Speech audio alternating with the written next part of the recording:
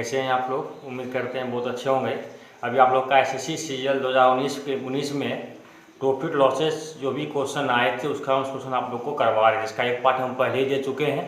आज उसका second part होगा और जो सवाल बचे हुए हैं उसका क्वेश्चन हम लोग आज करेंगे। हम बस यहाँ आपको ये दिखाने का प्रयास कर रहे हैं कि एग्जाम में कैसे क्वेश्चन को सॉल्व करते हैं।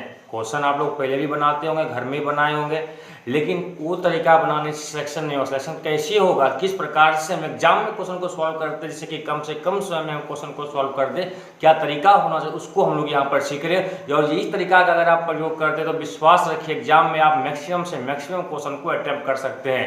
और अगर कोई और वाहियात तरीका का लगाएंगे तो वो बस आपको ये लगेगा कि आपसे सवाल बन पा रहा है, लेकिन एग्जाम में वो आपको उपयोग में नहीं आएगा। ठीक है, तो उम्मीद करते हैं कि आप लोग हमारे मेथड को, हमारे कॉन्सेप्ट को बहुत अच्छे तरीके से समझ पा रहे होंगे, सीख पा रहे होंगे।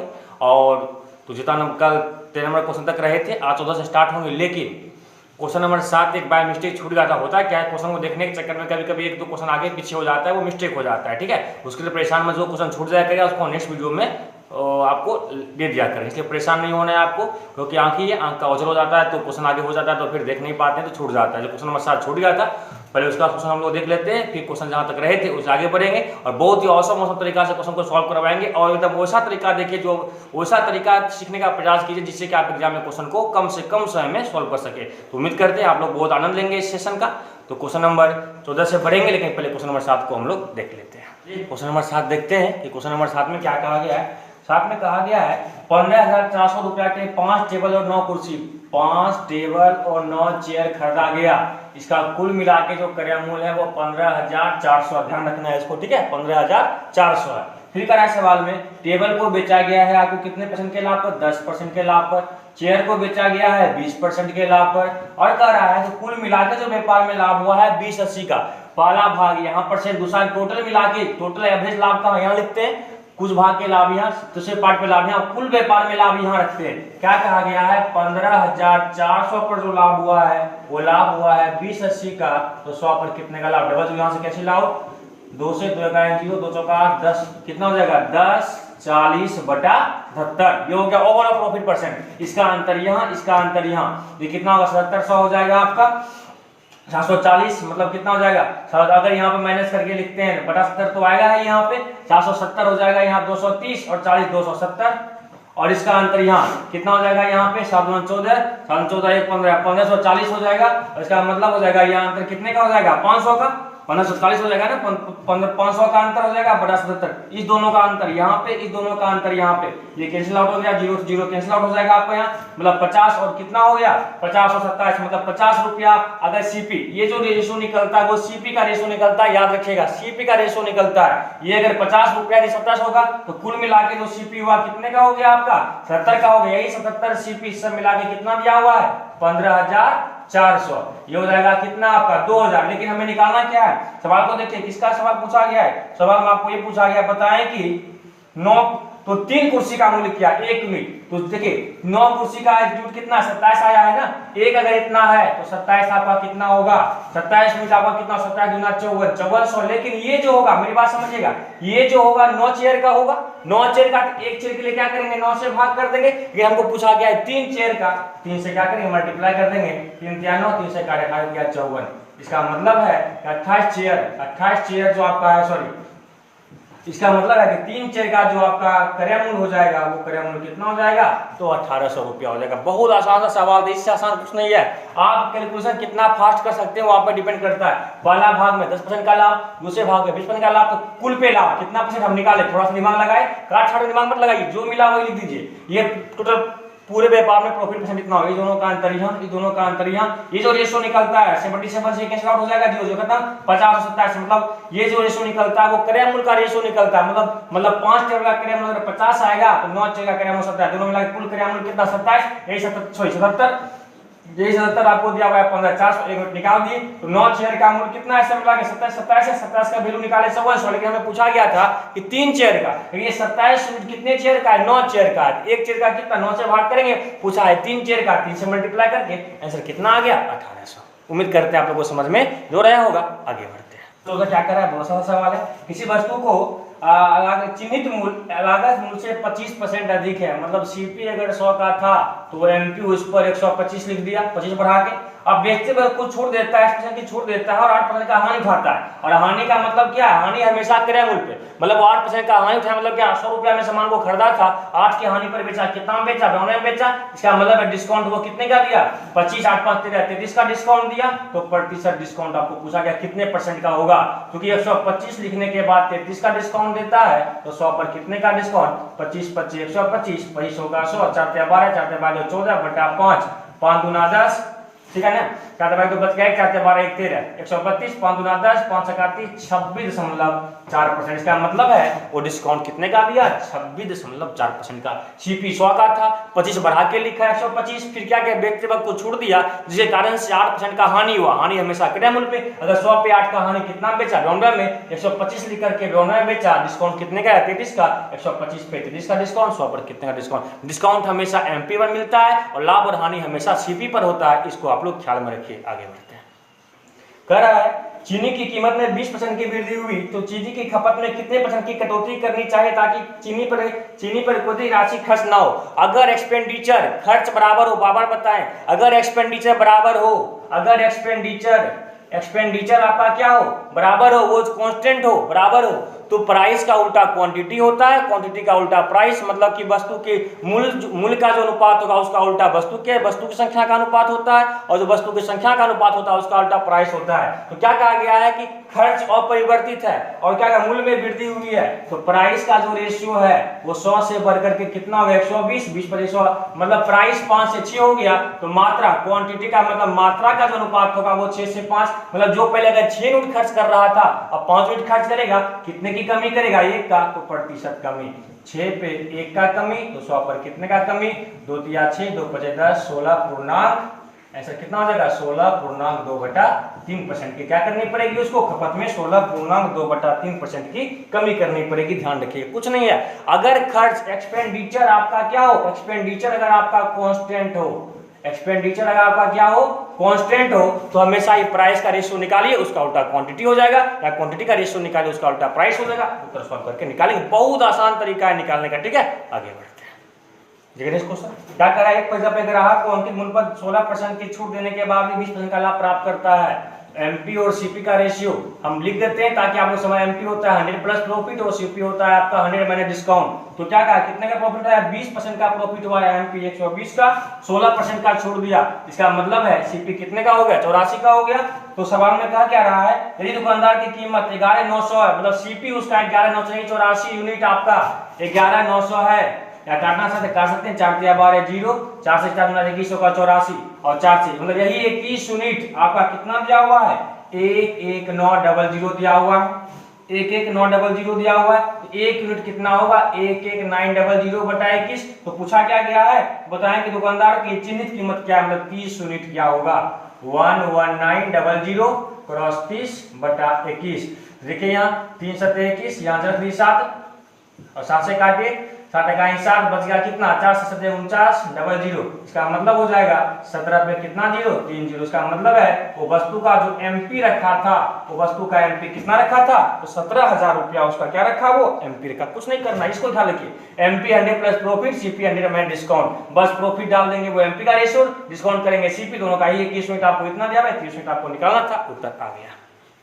देखिए नेक्स्ट सवाल, कह रहा है एक दुकानदार सुधीर ने 42,000 में एक लैपटॉप और 8,000 रुपया में एक प्रिंटर खरीदा। उन्होंने लैपटॉप को 10% के लाभ पर और प्रिंटर को 5% के लाभ पर बेचा। ध्यान दीजिएगा, प्रिंटर है, सबसे पहले क्या लैपटॉप है और उसको प्रिंटर है, इसको लैपटॉप को बेच रहा है, लैपटॉप में कितने % का फायदा, वो 10% का लाभ पे, इस पे 10% का प्रॉफिट उठाया वो, और प्रिंटर पे कितने का फायदा उठाया है, और वो प्रिंटर पे कह रहा है, और प्रिंटर पर 5% का फायदा उठाता है। और सीपी देखिए, इसका सीपी कितना दिया, हम बताया था आपको पीछे, ये सीपी का रेशियो यहाँ निकलता है, ये सीपी आपका 42,000 का है, बहुत आसान सा क्वेश्चन होगा ये 42,000 है और ये आपका 8,000 है, तो 000 यहाँ से खत्म हो जाएगा आपका, काट दिया यहाँ से 4 2 से काट दीजिए, 2 चौका 8 और 1 दूना 82, 21 और 4 का सीपी का रेशियो 21 और 4 का हो गया।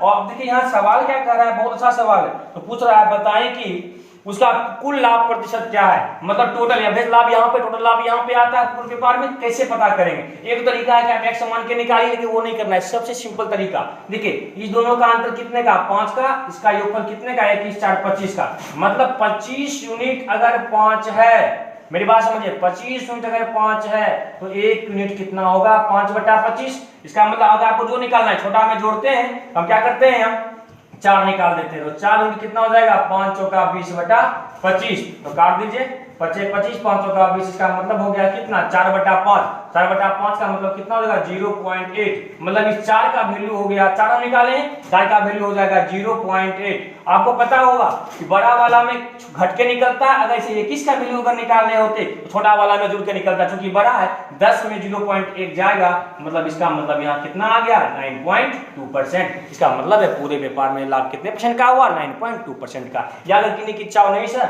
हम 21 निकालेंगे, ये कितना निकाले 21 निकालिए, 21 निकाल के फिर जो वैल्यू आएगा उसको जोड़ देंगे, क्योंकि छोटा वाला में जुड़ता है बड़ा वाला में घटता है, इसको हमेशा ख्याल में रखिए। 4 का वैल्यू 0.8 अगर आ गया है तो 10 में 0.8 आएगा, कितना होगा 9.2%। ये बहुत ही बेहद क्या बोलते हैं करोड़ों का कॉन्सेप्ट हो जाएगा, लाखों का कॉन्सेप्ट हो जाएगा। किसका याद रखना है, इसका जो योगफल होता है इसके अंतर के बराबर होता है। मतलब 25 यूनिट अगर 5 है तो 1 यूनिट 5/25, तो 4 यूनिट का मान निकाल दे, 4 यूनिट का मान 0.8 आ गया, मतलब इसका वैल्यू 0.8 है। ये कहां से आता है, इस दोनों के अंतर से आता है। 10 में से 0.8 घटाएंगे कितना आएगा 9.2। इस प्रकार से आपका उत्तर क्या होगा 9.2। बहुत ही बेहद और शानदार तरीका था ये। आगे बढ़ते हैं।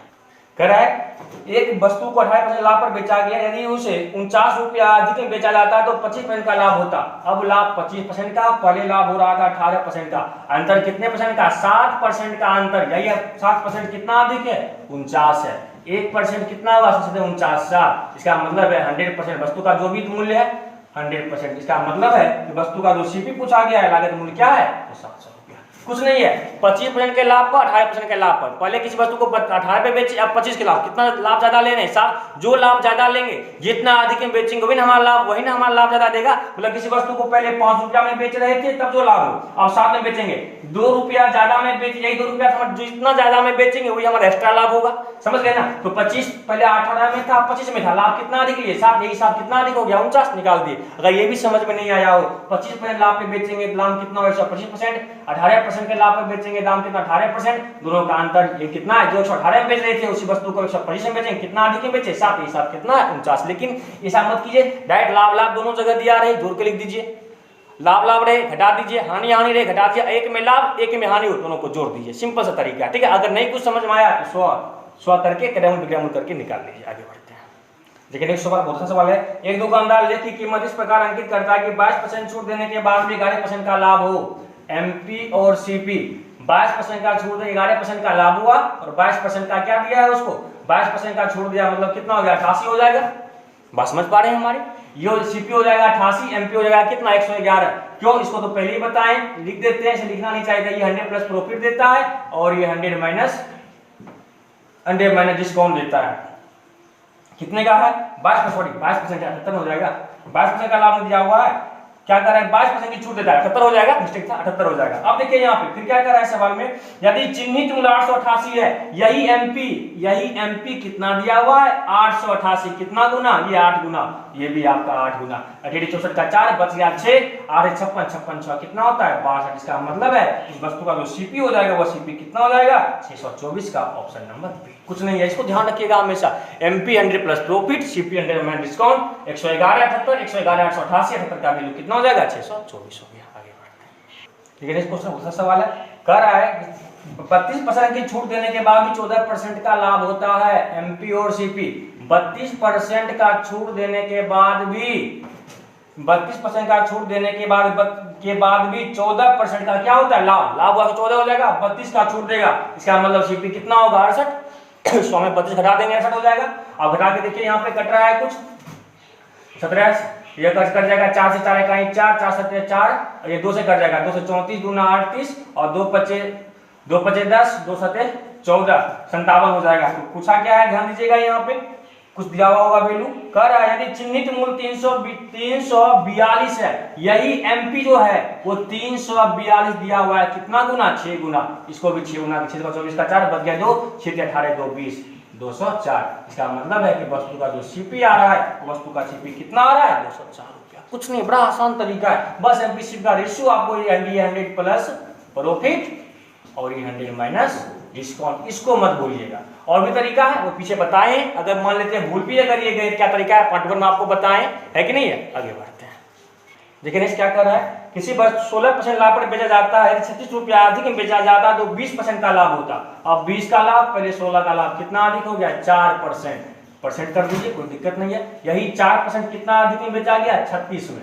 1% कितना होगा, 4 9 36, तो 100% कितना हो जाएगा, 900 रुपया। इसका मतलब है उस वस्तु का जो लागत मूल्य है वो लागत मूल्य कितना हो गया, 900 रुपया। कुछ नहीं दम है। जब भी लाभ लाभ रहे घटा दीजिए, हानि हानि रहे घटा दीजिए, एक लाभ एक हानि रहे जोड़ दीजिए, काम खत्म। देखिए बहुत सवाल है, एक दुकानदार सबसे पहले क्या 10% लाभ पर दुकानदार को बेचता है। दुकानदार उसको 15% के लाभ पर 15% के लाभ पर किसको बेचता है, ग्राहक को बेचता है। ग्राहक उसको खरीदता है 75,900 में।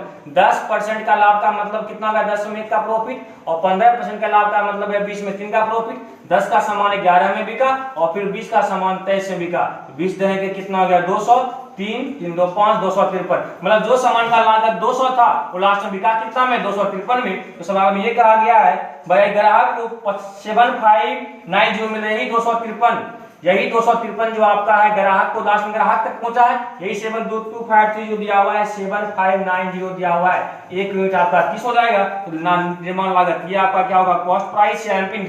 जो दुकानदार है, जो मैन्युफैक्चरर है, जो निर्माता है, उसके लिए ये सीपी है, और ग्राहक के जो लास्ट में ग्राहक है उसके लिए आपका क्या बन जाएगा, सीपी बन जाएगा। एक तो दुकानदार यानी मैन्युफैक्चरर का निर्माण लागत क्या होगा, 200 कितना हो जाएगा, 3 दूना 6,000 रुपया। मतलब उसका जो ग्राहक का वो मैन्युफैक्चरर जो है, जो कंपनी इसको बना रही है, उसकी लागत 200 का था, वो 200 दो बार में लास्ट में कितना मिल गया, 253 रुपया में ग्राहक को मिला। ये 253 आपका कितना हो गया, 750। क्योंकि 10 रुपया अगर लागत लगा होगा बनाने वाले को, 1 रुपया के प्रॉफिट को दुकानदार को बेचा, दुकानदार के 11 में बेच दिया। दुकानदार जो अगर वो 20 में खरीदा होता, 3 के प्रॉफिट पे ग्राहक को बेचा, 20 का सामान वो 23 में बेचा, लास्ट में बिका। शुरुआत 200 से हुआ, लास्ट में 253 हो गया। ये हुआ शुरुआती लागत, और ये हो गया ग्राहक जो लास्ट में खरीदा उसका। वो आगे बढ़ते हैं। लेकिन एक सवाल बहुत सा सवाल है, एक दुकानदार ने 7200 रुपया में कंप्यूटर चिन्हित किया, रहने दीजिए। इस पर वह 10% की छूट देता है, फिर भी 8% का लाभ होता है। पीछे वाली कहानी एमपी और सीपी। 10% का छूट दिया और फिर भी वो 8% का लाभ उठाया, 8% का प्रॉफिट लिया, 10% का ये छूट दिया। 90 ये 100 क्या, 18 25 90, 18 25 90 18 का 108, 6 और 5 का मतलब क्या, 6 रुपया। अगर वो 5 रुपया में खरीदा था सामान को चिन्हित कितना कर दिया, 6 उस पर चिन्हित कर दिया। तो कह रहा है सवाल है कि वो छूट की अनुमति नहीं देता है तो उसका लाभ प्रतिशत क्या। अगर वो छूट नहीं देता है तो लाभ प्रतिशत क्या है, मतलब क्या, अगर वो छूट नहीं देगा, अगर 6 रुपया में वो सामान को बेच दिया, अगर वो छूट नहीं देगा, मतलब 6 है ना यहाँ पे, समझिए मेरी बात को, अगर वो छूट नहीं देता है। बहुत अच्छा सवाल है।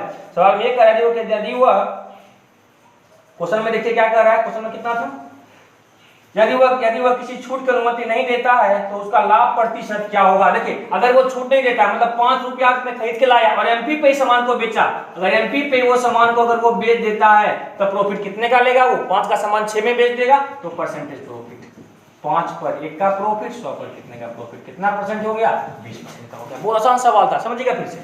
एमपी 8%, आप क्या कर रहा है, अगर 10% के छूट पे खरीदा और फिर भी वो बेचा है, 10% के छूट पे सामान को बेचा है, 8% का लाभ उठाया, मतलब क्या, 90 का सामान 108 में बेचा, तो रेशो कितने का हो गया, 6 और 5, मतलब 5 रुपया में खरीदा, 6 रुपया उस पर अंकित कर दिया, और वो 6 में ही अगर उसको बेचता है तो प्रॉफिट कितने का उठाएगा, 1 का, 5 में 1 का प्रॉफिट, 100 पे कितने का प्रॉफिट, 20% का प्रॉफिट। देखिए नेक्स्ट क्वेश्चन नंबर 23 क्या कर रहा है, 23 है ना, 24, क्वेश्चन नंबर 24 क्या कर रहा है, ध्यान देखिएगा। बहुत सा सवाल कर रहा है 40% की छूट पर 5400 रुपया अंकित किया, किसी वस्तु पर अंकित कर दिया, वो कितना, ध्यान दीजिएगा, 50 400 रुपया वो अंकित कर दिया है, उस पर 50 40 रुपया अंकित किया, उस पर वो क्या किया है, 40% का छूट दिया, तो बेचा कितना में उस सामान को, 40% का छूट दिया, मतलब 60% पे बेच दिया कितना में, 6 का 24, 6 5 30, मतलब 30 24 में उस सामान को 50 40 उस पर वो अंकित करता है। बहुत अच्छा सवाल है, कर रहा है 40% की छूट पर 500 रुपया अंकित करता है, 50 40 अंकित किया और 40% की छूट पे बेचा, 50 40 अंकित करके 40 का छूट दिया, 60% दाम लिया, कितना में बिका, 30 24 में। यदि कोई व्यापारी फिर भी 20% का लाभ उठाता है तो प्रॉफिट हो गया उसको 20% का, मतलब 5 पे 1 का प्रॉफिट, सामान बिका कितना में, 6 में, मतलब 30 24 रुपया में बेचने के बाद दुकानदार को 20% का प्रॉफिट होता है, मतलब 5 पे 1 का प्रॉफिट बिका 6 में, यही 6 कितना में बेचा है उसको, 30 24 में।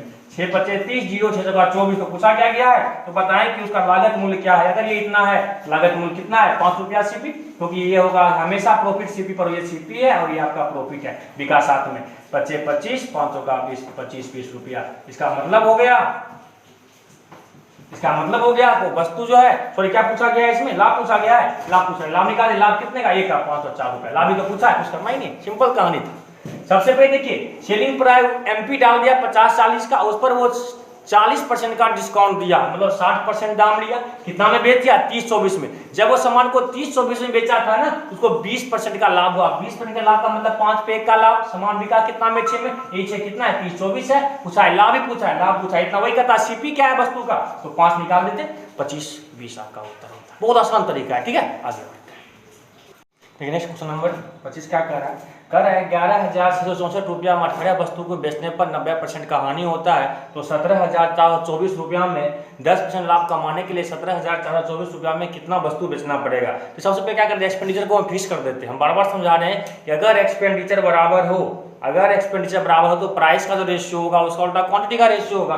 तो हम क्या करते हैं, शुरुआत की कहानी 11,664 था, इसको फिक्स कर देते हैं। क्या कर रहा है, 11,664 रुपया में सबसे पहले जब बेचा गया कितना वस्तु बेचा जाता है, 10% का हानि होता है, 90% का हानि। अब फिर कह रहा है जब 18 वस्तु बेच रहे थे 90% का हानि हुआ, तो अब और 12% का लाभ कमाएंगे। अब कितना बिकेगा, 20% का लाभ होगा, 10% का लाभ, तो 10 हो जाएगा। मतलब 90 जो दाम था अब दाम 10 मिल रहा है, तो रेशियो कितने का हो गया 9-11। इसका मतलब क्वांटिटी का रेशियो कितना होगा 9, मतलब क्या हो गया 11,664 रुपया में अगर पहले 11 वस्तु बेचने पर 10% का हानि हो रहा था, तो 11,664 रुपया में 9 वस्तु बेचने पर क्या होगा 10% का लाभ होगा। लेकिन चूंकि हम पहले कितना 11,664 रुपया में पहले कितना वस्तु बिक रहा है, 18 वस्तु बिक रहा है, इसको हमें 18 करना है, 18 से मल्टीप्लाई करेंगे, इसको 18 से मल्टीप्लाई 18/11, ये कितना बन जाएगा आपका, ये 18 बन जाएगा। इसको मल्टीप्लाई करेंगे तो हो जाएगा 9 गुना 18/11 से मल्टीप्लाई किए हैं, कम ना कैसे हो गया। इसको अगर हम 18/11 से मल्टीप्लाई करेंगे क्या बन जाएगा 18 बन जाएगा, और यहाँ मल्टीप्लाई 18/11 हो जाएगा। कहने का मतलब ये हो गया कि अगर 11,664 रुपया में 11,664 रुपया में अगर इतना वस्तु को बेचा जाए तो 10% का क्या होगा लाभ होगा। मतलब ये हो गया 11,664 रुपया में 9 गुना 18/11 वस्तु बेचने पर 10% का लाभ होता है, तो 1 रुपया में कितना होगा, यार कट रहा है तो यहीं से काट निकाल सकते हैं। 100 10 10 16 16 17 18 9 से कट जाएगा, 9 1 9 बच गया 2 9 2 9 दूना 18 18 9 दूना 18 8 9 9 81 9 9 54 6 हो जाएगा यहाँ पे। अब देखिए यहाँ पे कट जाएगा 6 से कटेगा 6 दिया 18 6 दूना 12 6 का 6 बराबर के 36 और 16 हो जाएगा। फिर 3 से भी कट जाएगा 3 7 21 और 3 दूना 100 72, मतलब 1 यूनिट कितना होगा 1/11 गुना 72 हो जाएगा। सॉल्व करके निकाले। लेकिन हमको पूछा कितना रुपया 1 रुपया में इतना वस्तु पूछा गया है 17,424 रुपया में कितना वस्तु, 17,424 रुपया में कितना वस्तु, बस मल्टीप्लाई कर देना है 11 गुना 72 गुना 17,424। इसको आप भाग देके देखिए 11 से कट जाएगा, 11 का 1 बच गया कितना 11 1 बच गया 6 11 5 55 55 कितना 9 11 8 88 4 बार में खत्म हो जाएगा। अब देखिए यहाँ 7 गुना 14 2 बार में खत्म हो जाएगा। इसका मतलब 2 बार नहीं 22 बार में 72 गुना करके फिर 11 करके काम खत्म हो जाएगा। इसका मतलब हो गया कितना वस्तु हो जाएगा 22 वस्तु। कोई सवाल में दम नहीं था, सिंपल। इस तरह के सवाल के सबसे पहले ये जान लीजिए जितना रुपया में दिया हुआ है पहले एक्सपेंडिचर पहले फिक्स कर देते हैं, अगर उतना में ही बेचेंगे तो क्या होगा। मतलब 11,664 में पहले 18 वस्तु बेच रहे थे तो 11,664 में ही आप कितना वस्तु बेचेंगे 9 गुना 18/11 वस्तु कर बेचते हैं तो 10% का लाभ होता है। मतलब क्या हुआ 11,664 में हमें इतना वस्तु बेचे हैं, 1 रुपया में कितना वस्तु, इतना पूछा है 17,424 में कितना, तो 17,424 में कितना वस्तु बेचेंगे तो 22 वस्तु कर बेचा जाएगा तो हमें 10% का क्या होगा लाभ होगा। ये कॉन्सेप्ट जो बहुत इंपॉर्टेंट है। क्या इंपॉर्टेंट है कॉन्सेप्ट, ये बहुत सिंपल सा क्वेश्चन है। क्या क्वेश्चन है फिर समझिएगा, अगर एक्सपेंडिचर खर्च बराबर हो, खराब मान लेते हैं खर्च अगर बराबर हो, जो प्राइस का रेशियो होगा मतलब खर्च का बराबर कर दिया गया, दाम बढ़ गया तो खपत अपना घटा देंगे, खर्च उतना ही करना है हम जितना पहले कहते हैं, दाम घटा दिया गया थोड़ा सा खपत अपना बढ़ा देंगे, ज्यादा सामान खरीद लेंगे, है कि नहीं है। अगर किसी वस्तु का दाम बढ़ जाता है और खर्च आपको उतना ही करना है कम सामान खरीदेंगे, अगर दाम घट गया खर्च पहले इतना करना है तो मात्रा क्या करेंगे बढ़ा देंगे। अगर एक्सपेंडिचर हमारा सामान हो तो प्राइस का रेशियो निकाल दो, उसका उल्टा क्वांटिटी, मतलब पहले इतना वस्तु अब इतना, उतना जितना रुपया में पहले इतना 18 वस्तु मिल रहा था उतना रुपया में इतना वस्तु, मतलब 11,664 रुपया में इतना वस्तु मिलता है, 17,424 में कितना वस्तु मिलेगा 22 वस्तु। उम्मीद करते हैं आपको समझ में आया होगा। आगे बढ़ते हैं। दूसरा सवाल है, कह रहे दुकानदार अपनी माल के लागत मूल्य जो भी था रहने दीजिए, उसे लागत मूल्य में 15% चिन्हित किया, 15% बढ़ा के दाम लिख दिया, बढ़ाने के बाद फिर छूट कितना दे दिया 25% का, बेवकूफ था, हानि ही होगा। 5 या 15, 20 25 100, पैसों का 100, मतलब क्या 20 के सामान को वो 23 लिख दिया और 4 के सामान को वो 3 में बेच दिया लास्ट में। मतलब 20 का 80 और कितना होगा 23 दिया 69, मतलब 80 रुपए के सामान को वो कितना बेच दिया 69 में बेच दिया। इसका मतलब है उसको लॉस कितने का हो गया 11 का लॉस हुआ, 11 का लॉस हुआ, क्योंकि 80 रुपया का अगर कोई सामान लागत था उसको ना वो 2 बार छोड़ दे करके बेवकूफ वाला काम करके 69 में बेच दिया, तो प्रतिशत लॉस 80 पे 11 का लॉस 100 पर कितने का 20 का 80, 20 25 100 कितना होगा 11 25 55 बटा 4, 4 इकाई 4, 4 तिया 12, 4 इकाई 4 बच गया 4 तिया 12, बच गया 12 बच गया कितना 3, 3 4 7 28, 3.75% का क्या हो गया उसको लॉस हो गया। कोई दम ही नहीं था सवाल, बहुत ज्यादा सवाल था। फिर समझ लेते हैं एक बार, सवाल में कह रहा है आपको एक दुकानदार जो है पहले सामान को 15% बढ़ा करके अंकित कर दिया प्लस 15%, फिर जो अंकित किया उस पर फिर 25% का डिस्काउंट दे दिया, तो 20 का सामान 23, 4 के सामान को 3 में, और देखिए अगर 80 रुपया उसका लागत मूल्य था तो लास्ट में उसको कितना में बेच दिया मात्र 69 में बेचा, लॉस कितने का हुआ उसको 11 रुपए का लॉस हो गया, 80 पे 11 का लॉस, तो 100 पर कितने का लॉस, ऐसा कितना है 13.75%। क्वेश्चन नंबर 27 बहुत अच्छा सवाल है, ध्यानपूर्वक देखते हैं क्या कर रहा है क्वेश्चन नंबर 27 में। दो वस्तु जिसकी कुल लागत 800 रुपया है, एक ही विक्रय मूल्य पर बेचा जाता है, दो घड़ी जो ए और बी दोनों का विक्रय मूल्य समान है, ए को 18% के लाभ पर। बहुत आसान तरीका है जो बता रहे हैं, कैलकुलेशन किसी क्वेश्चन के लिए थोड़ा टफ होता है, किसी के थोड़ा आसान होता है, समझ ये नहीं कि रास्ता बदल लेना है। 2 9 18, 2 5 10, 50 पे 9 का प्रॉफिट और 11, 2 5 10, 50 पे 11 का लॉस, तो ए के लिए और बी के लिए। मेरी बात समझिएगा, सीपी प्रॉफिट या लॉस और एसपी ध्यान से समझिएगा हमारी बात को, क्या हो जाएगा 18 है, 50 रुपया अगर सीपी है तो 9 का प्रॉफिट बिका कितना में 59 में बिका, बात समझ पा रहे हैं। फिर देखिए यहाँ 50 रुपया बी के लिए सीपी था, 11 का लॉस बिका कितना में आप कह सकते हैं 39 में बिका, लेकिन कह रहे हैं दोनों वस्तु का विक्रय मूल्य समान है, तो विक्रय मूल्य दोनों का समान करेंगे, इसको 39 से मल्टीप्लाई, इसको 59 से मल्टीप्लाई, तो इसमें भी 59 से मल्टीप्लाई, इसमें भी 59 से मल्टीप्लाई, इसमें भी 39 से मल्टीप्लाई, इसमें 39 से मल्टीप्लाई। लेकिन आपको कहा गया है बताएं कि दोनों घड़ी का क्रय मूल्य, अब दोनों का विक्रय मूल्य तो बराबर हो गया, इसको निकालिए, क्रय मूल्य कितना का 0 90 45 का 5 बच गया 4, 5 या 15 4 19, ये हो जाएगा आपका 19 50, और ये हो जाएगा 0 90 45 का 5 बच गया 4, 5 25 25 4 कितना हो गया 25 4 29 50 हो जाएगा। मतलब इसका क्रय मूल्य इतना रेशियो, इसका क्रय मूल्य दोनों को अगर जोड़ा गया तो कितना होगा 0 5 5 10 18 19 का 9 बच गया 3 4 49, यही 49 जो क्रय मूल्य कुल मिला के वही क्रय मूल्य कितना दिया हुआ है 800, तो 1 यूनिट कितना हो जाएगा 8/49। तो पहले इसका निकाल लेते हैं, 19 50 यूनिट क्या आएगा, तो 8/49 गुना 19 50।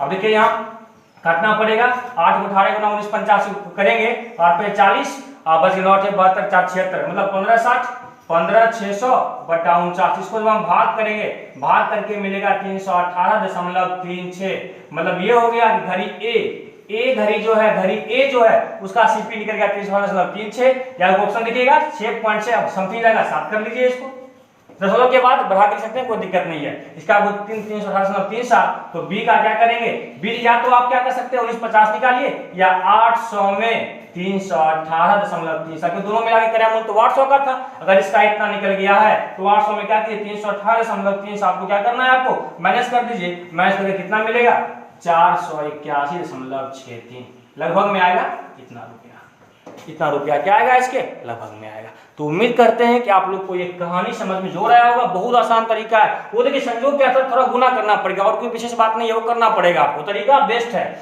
18% के लाभ पे 22% के हानि पर, 5 9 59, 50 11 39, दोनों का विक्रय मूल्य समान है, इसको 59 से 49 दोनों को मल्टीप्लाई करेंगे, इसको 39 से इसको 59 से, क्योंकि शायद कुछ कॉमन तो आएगा नहीं इसमें, कुछ तो कॉमन नहीं आ रहा था, इसलिए अगर आता कुछ तो एलसीएम निकाल के कर सकते थे, क्योंकि समय बर्बाद हो जाता है, इसलिए डायरेक्ट दिमाग नहीं लगाए, दोनों को बराबर के इसको 39 से इसको 59 से मल्टीप्लाई कर दिए, क्योंकि इसमें करेंगे तो टोटल रेशियो में करेंगे, इसमें करेंगे सब में करेंगे, करके निकाल दे। बहुत आसान तरीका है निकालने का। इस तरह के कॉन्सेप्ट से हम बड़े से बड़े 3-3 वस्तु भी रहता है, 4-4 वस्तु भी होता है, तो भी हम बहुत आसान तरीका से निकाल लेंगे। वो जब अपना हमारा जो क्लासरूम का स्टडी मटेरियल है, हमारा जो क्लास नोट है क्लास का, उसमें आप इस तरह के कई प्रकार के बड़े से बड़े सवाल को सॉल्व करते हैं। ये तो सवाल बहुत आसान तरीके का था, उम्मीद करते हैं आप लोग को समझ में आया होगा। आगे बढ़ते हैं, देखिए क्वेश्चन नंबर 28 दूसरा सवाल है। एक आदमी ने 2 टेप को 30 रुपया में बेचे, प्रत्येक में 30 रुपया में बेचा, दोनों का विक्रय मूल्य समान है। एक को 18% के लाभ पर, पहले वाले को 18% के लाभ पर बेचा और दूसरे वाले को 18% के क्या बेचा, हानि पर बेचा है। 18% का लॉस 2 9 18 2 5 10, तो पहला वस्तु और दूसरा वस्तु सीपी प्रॉफिट या लॉस और एसपी लिख सकते हैं। 18 मतलब क्या हो गया आपका, ये भी हो जाएगा आपका 50 पे या 9 का प्रॉफिट हुआ या 50 पे 9 का लॉस हुआ।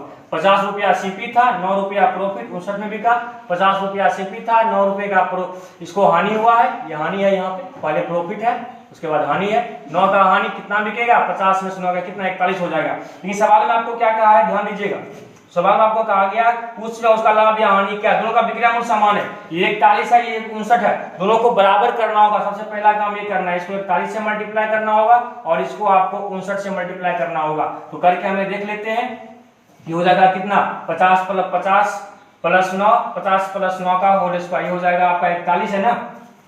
तो सॉल्व करके निकाल लेंगे यहाँ 0 5 9 और ये हो जाएगा 0 9 का 6 बच गया 3 5 का 20 20 3 23 कितना हो जाएगा 9 5 का तो 4 24 19। इसका मतलब है बस प्रत्येक वस्तु का जो एसपी हो जाएगा वो कितना हो जाएगा आपका 24 19 रुपया, दोनों का एसपी बन गया। लेकिन हमें तो पूछा गया 41 से यहाँ भी मल्टीप्लाई करना है, 41 से यहाँ भी करना है, 59 से यहाँ भी करना है, 59 से यहाँ भी करना है। लाभ या हानि कितना हो जाएगा 9 9 का 36 369 रुपए का और यहाँ कितना हो जाएगा 9 में 81 बच गया 9 5 45 45 60 कितना आ रहा है 53 531 369 का प्रॉफिट 531 का फाइनली लॉस हो जाएगा कितने का 369 469 100 और हो जाएगा आपका कितना 131 और 131 गुना 62 मतलब कितना होगा 162 का क्या होगा फाइनली उसको लॉस हो जाएगा।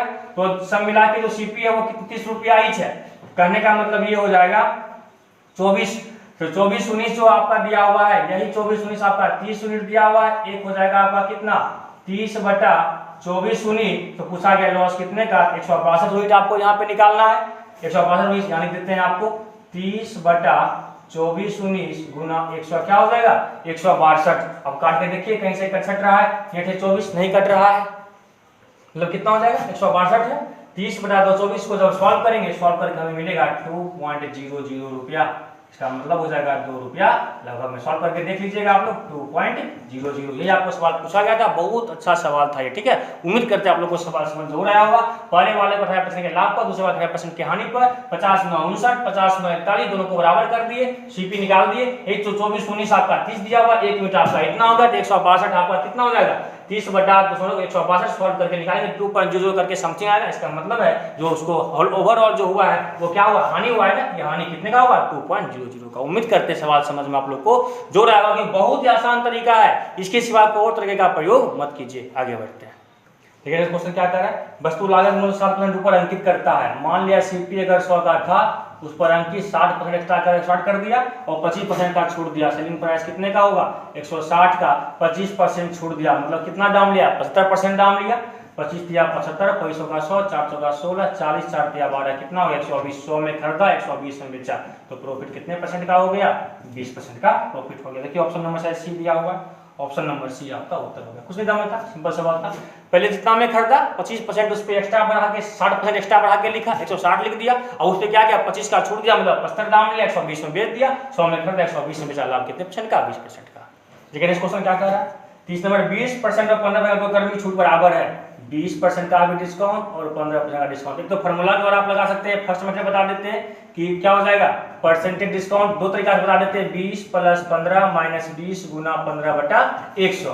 20 25 100 5 5 दिया 15, 20 10 30 5 35 35 माइनस 3 बराबर कितना हो गया 32%। तो ये तरीका था। ये तरीका कब विशेष करके काम करेगा आपको, जब आपका क्या होता है होल नंबर होता है। लेकिन अगर होल नंबर ना हो सकता है उसको सीखिए, जो मेन तरीका है ये इंपोर्टेंट है, सीखिए। 20% का लॉस का मतलब क्या हो गया आप खुद बताइए, 5 में 1 का लॉस। 15% का मतलब क्या हो गया 20 में 3 का लॉस, मतलब 5 का सामान 4 में, 20 का सामान 17 में, 4 बचे 20, 25 ऐसे भी कर सकते थे 4 रख दीजिए यहाँ पे, 20 बचे कितना होगा नहीं काटेंगे क्योंकि 100 निकल गया था। 100 का 7 चौका 68, मतलब 100 का सामान 38 भी का डिस्काउंट कितने का मिला 32 का। परसेंटेज डिस्काउंट कितना हो गया 32%। यहाँ से भी आप याद कर सकते थे, ठीक है। 5 का सामान 4, 20 का सामान 17 गुना कर दिए, 100 का सामान 68 भी का डिस्काउंट कितने का हुआ फाइनली डिस्काउंट 32% का।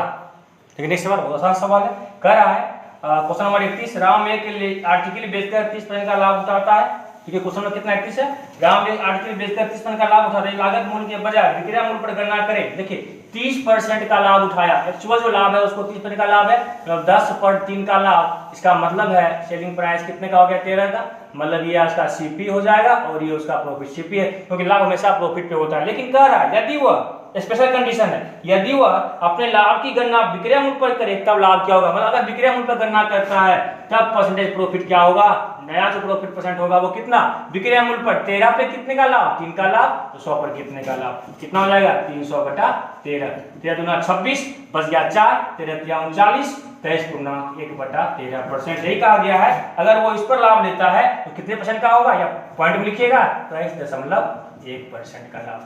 लाभ हमेशा होता है एसपी पर। अगर कंडीशन कह दे कि एसपी पर क्या होगा, तो कहा 30% का लाभ लेता है, वास्तविक लाभ 30% का है, वो कितना होगा 13 में सामान बिकेगा, फिर लाभ हमेशा विक्रय मूल्य पर 10 का सामान 3 का लाभ 13 में बेचा। अगर वो गणना विक्रय मूल्य पर करता है, मतलब 13 पे गणना करे, 13 पे 3 का लाभ, 100 पे कितने का लाभ 23%। बहुत आसान तरीका था, ठीक है, आगे बढ़ते हैं। नेक्स्ट क्वेश्चन कर रहा है, एक दुकानदार 300 रुपया में 2 वस्तु खरीदता है, पहली वस्तु को 20% के लाभ पर और दूसरे वस्तु को 10% के हानि पर बेचता है।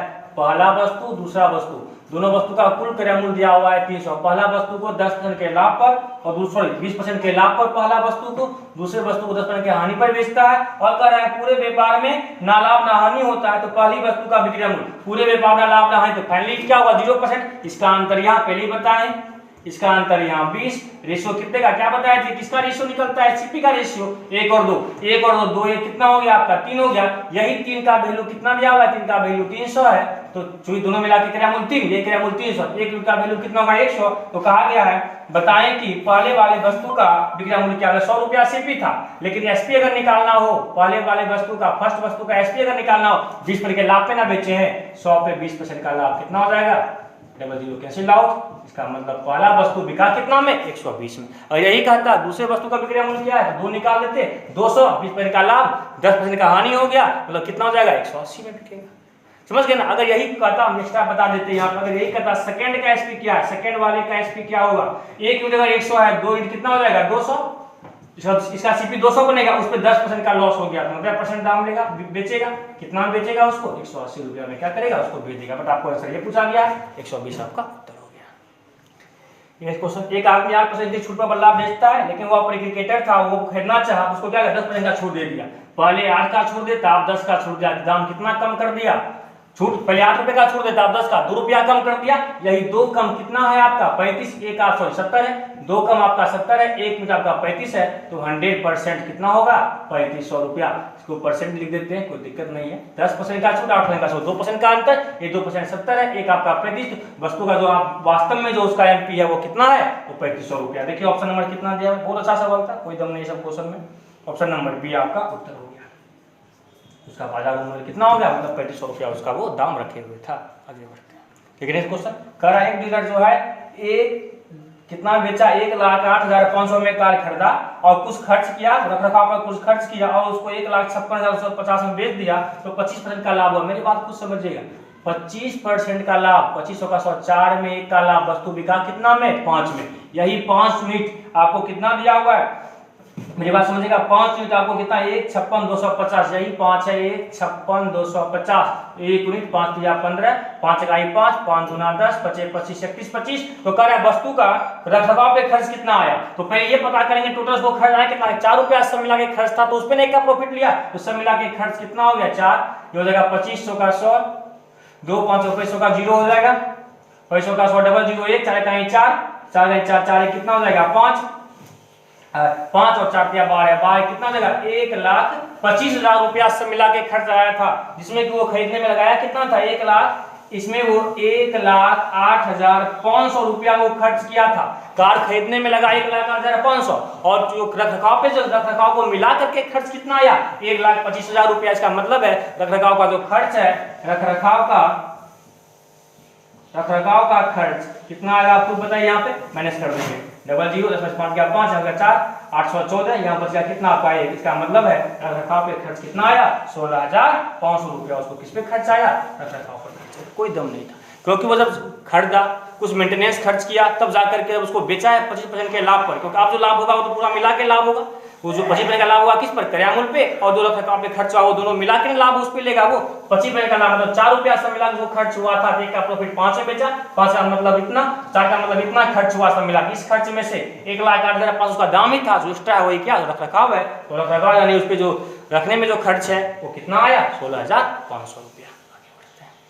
लेकिन इसको सर एक फोन को लागत मूल्य से 20% ऊपर चिन्हित किया गया, मतलब सीपी अगर 100 का था तो एमपी कितना डाला गया उस पर 120 का डाला गया, और उस पर भी चिन्हित किया गया और 10% का छूट दिया गया।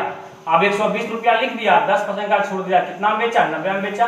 12 नमा कितना हो रहा है, 12 नमा 108, इसका मतलब है 100 रुपये का सामान 108 में बेचा, तो प्रॉफिट कितने % का हो गया, क्योंकि 100 पे ही है, प्रॉफिट कितने % का हो जाएगा उसको, 8% का प्रॉफिट हो गया। ऑप्शन नंबर ए आपका, कोई दम नहीं था। 100 रुपया का सामान था, 20 रुपया बढ़ा के लिखा, 120 लिखा, लिखने के बाद फिर उस पर क्या किया, वो 10% का छोड़ दिया, 90% दाम लिया, 108 में बेचा, 100 का सामान 108 में बेचा, कितने का लाभ हुआ, 8 का, क्योंकि 100 पे ही है इसलिए आपका उत्तर कितना हो गया, 8% आपका उत्तर हो गया। तो इस तरीके से एसएससी सीरियल 2019 में प्रॉफिट लॉस से संबंधित जितने भी सवाल आए थे सब का हम बेस्ट सॉल्यूशन आपके सामने हम रख चुके हैं। इससे ज़्यादा आसान तरीका नहीं कुछ होता है, इसको हमेशा बेम रखिए। यही तरीका अगर आप अपनाएंगे तो एग्जाम में कम से कम समय मैक्सिमम से मैक्सिमम क्वेश्चन को आप सॉल्व कर पाएंगे। ये ध्यान रखिएगा, जो भी कॉन्सेप्ट आपको हम इस कॉन्सेप्ट का यूज कीजिएगा, और जब भी क्वेश्चन आप जब कभी भी बनाइए कोई सवाल को तो आप इस तरीके का प्रयोग जरूर कीजिए, और उम्मीद करते हैं कि आप लोग को सोल्यूशन जो है बहुत ज़्यादा आनंद आया होगा करने में, और नए नए कॉन्सेप्ट नए नए बात आपको सीखने का मौका मिला होगा।